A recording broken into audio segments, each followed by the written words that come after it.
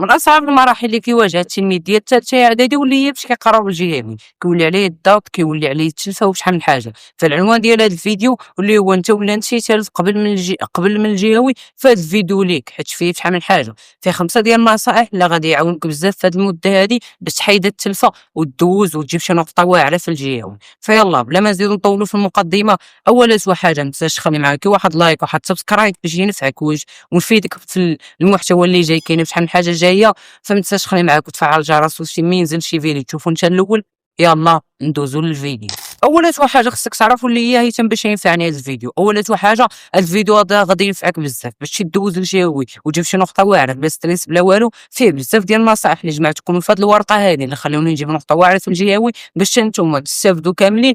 وخديت واحد الوقت باش نحاول نشوف شنو من العوامل اللي كيفيدوا التلميذ باش يجيبوا شي نقطه واعره. فاول حاجه اللي غادي نبداو بها واللي هي بركه من الفهامه ديال الدروس. كاين شحال من واحد باش يسمع هذا العنوان هذا يقول لي يا صافي انا خرج من هذا الفيديو، هذا الفيديو ما ينفعني والو. ولكن نجيكم الصراحه، فهاد المده هذه اللي بقات بركه من الفهامه ديال الدروس. خاصك نيشان دابا دوز التمارين جهويات، حيت نفس الجهوي كيبقى يتعاود تقريبا 15 نقطه حتى ل 16 نقطه كتكون في الجهوي ديال اي امتحان، سواء الاجتماعيات، الرياضيات، الفيزيك، التربيه الاسلاميه الى اخره. فراه هادو من فرا 15 نقطه حتى 16 نقطه كتكون متعاوده كل عام تقريبا، نفس الاسئله نفس المنهجيات وداك الشيء. خاصك تعرف المنهجيه وراه غادي تدمر شي نقاط واعرين. عساك الا رجعتي للفيديوهات اللي قبل من هذا الفيديو هذا، فراه كاينه شحال من حاجه، شحال من نصائح نفعتكم وشحال من حاجه وريتها لكم باش تجيبوا شي نقطه واعره.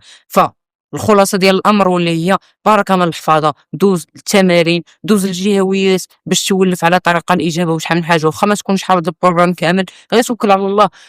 انت كتخدم التمارين وكتخدم الجهويات وانت كتفهم، وان شاء الله راه غادي تجيب شي نقطه واعره. ثانيه حاجه واللي هي الاخوان، ثانيه حاجه كما قلت لكم الاخوان في الفيديوهات السابقه وفي هذا الفيديو حتى في هذا الفيديو غادي نعاود نقولها، واللي هي حيد عليك ستريس راه يمكن او خاص تكون حافظ البروغرام كامل. الا كنتي مستريسي وفيك الخوف وداك الشيء راه ما غاديش تجيب النقطه. فاولا حاجه حاول ما تكون مستريس، راه غاجي هاوي الجو، راه بحال اي امتحان راه غادي دوزو بحال امتحانات السادس ديال السابعه الثامنه الرابع التحضيري. فراه اي امتحان بحال اي امتحان خصك تكون فهمتي شويه، يكون عندك شويه العقل وغادي تجيب شي نقطه واعره. فمن اهم الحوايج اللي كينفعوا اي تلميذ باش يجيب شي نقطه واعره واللي نفعتني انا شخصيا واللي هي الستريس. حيدت الستريس هذا. الستريس واحد الشعور كنحسوا به وكنبداو نتوقعوا شي حاجه اللي خياليه وراه ما غاديش تطرا. هذاك الشيء اللي كتوقع كتقول بلي راه ما نعرف يحطوا لنا هاد.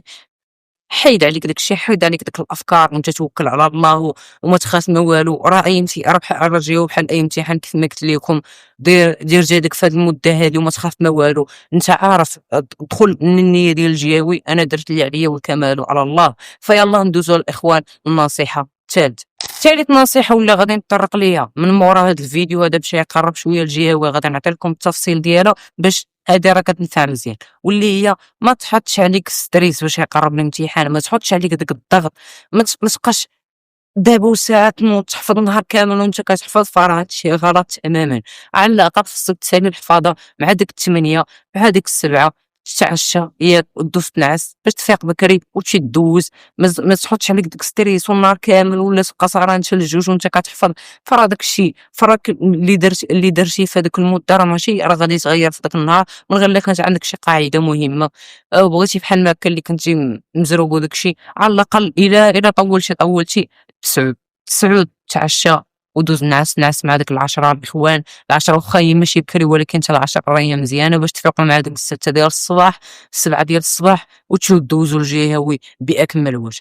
رابع حاجه واهم حاجه في هذا الفيديو واللي هي تعلم تثق في راسك. خصك تكون كتثق في راسك، ما خصكش تكون كتشك في راسك كتقول يمكن نغلط، يمكن هادي ولا شي حاجه، يمكن ما نجيبش نقطه مزيانه. فراه هذا الشيء راه كيبقى يشكل لنا العقل باش حنايا من نطوروا في داك الشيء. حاول انت ثق في راسك شي شويه، بدا دوي مع راسك، حيت النصيحه اللي كتنفع بزاف هي راه كتجي كدوي مع راسك كتقول انا نقدر نديرها، فراه العقل راه كيستمع لديك الهضره اللي كتقولها، فراه هو كيتحفز بحال شي فيديو د الموتيفاسيون. واش كتشوف شي فيديو د الموتيفاسيون العقل ديالك كيبدا يتحمس وكيقلب على اي حاجه ينوض يديرها، فانت عطي راسك الموتيفاسيون. فراه في هذه المده هذه غتبقى جالسي في الدار كتحفظوا داك الشيء، فراك انت خصك تعطي راسك الموتيفاسيون وتطور شويه بشويه، وما تبقاش مفكري في الجهه. حاول بحال ما كاين والو، نوض تحفظ شويه، خرج عاوتاني شي شويه، كل شي شويه، عاوتاني حفظ شي شويه، ما يكونش عليك الضغط بزاف ومن الصباح حتى الليل وانت كتحفظ وكتنعس معطل.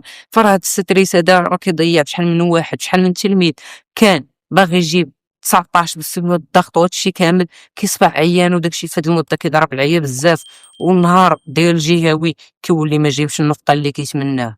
خامس حاجة وآخر حاجة واللي غادي تنفعك في هاد المدة، واللي هي حاول دير شي بلاصة ديالك غير باش تكون هي كتحفظ فيها. دير واحد البلاصة اللي غادي تكوني كتحفظ فيها، ما كتنعس فيها، ما كتاكل فيها، ما والو، بلاصة غير ديال الحفاظة. بحال هاد البلاصة أنا اللي دي غير ديال التصوير، فيما كنجلس في هاد الكرسي هذا بالضبط كنعرف راسي بلي راه غادي بلي خاصني نصور، والعقل ديالي كيعرف بلي هاد البلاصة هادي غير ديال التصوير وماشي ديال شي حاجة أخرى. فعلاش حاول دير شي بلاصة ديالك غير ديال الحفاظة، وحاول تكون بالتنظيم. حاول على الأقل 3 سوايع د الحفاظة، مشي دير شي أكتيفيتي، خرج شم غير الهوا، كول شي حاجة، راه ما كايناش حفاظة في النهار كامل. حاول دير شحال من حاجة، على الأقل ما درتي والو طلعي للسطح إلا كنتي ما قادرش تمشي لشي بلايص بعاد، ولا كانت شي جارة قدامك خرج، فراه هادشي غادي ينفعك بزاف. وغادي نعطيكم واحد النصيحة واللي هي من أهم النصائح اللي في هاد الفيديو هذا، والنصيحة السادسة والأخيرة، واللي هي خلي سبسكرايب وفعل الجرس، حيت الفيديوهات الجايين غادي ينفعوك بزاف في هاد المدة. ثق بيا، ثق بيا. رجع الفيديوهات اللي قبل من هذا باش تزيد تستافد. عندنا ملخصات الاجتماعي في التربيه الاسلاميه الى اخره، كيفاش تراجعوا شحال من حاجه وطرق اللي غادي ينفعوك. فكان معكم ميسم الاخوان، فعل الجرس بصوتك اي فيديو جديد، وان شاء الله في هذه المده نعطي معكم الشرح. كان معكم ميسم الاخوان، تهلاو.